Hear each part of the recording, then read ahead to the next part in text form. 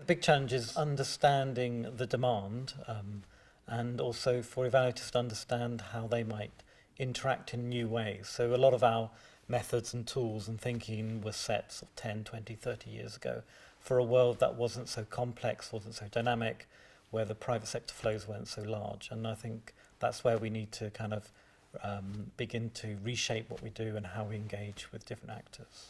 Evaluation means slightly different things to different people, and it's obviously been built around a set of assumptions around a lot about public sector delivery systems, particularly in international aid. So I think there is a lot of work around a new language, concepts, a new way of being faster, interacting with big data, interacting with beneficiaries. That all needs to happen. The thing that struck me most was that people wanted more dialogue, that we're able to bring a different set of people in the room, but actually there's a whole set that weren't here that need to be engaged.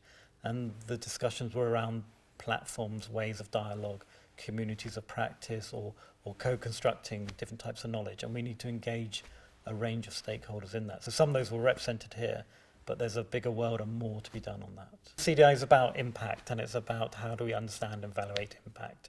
And clearly, some of the biggest impacts are in the developing world, the social, environmental impacts, and that's kind of at the heart of CDI.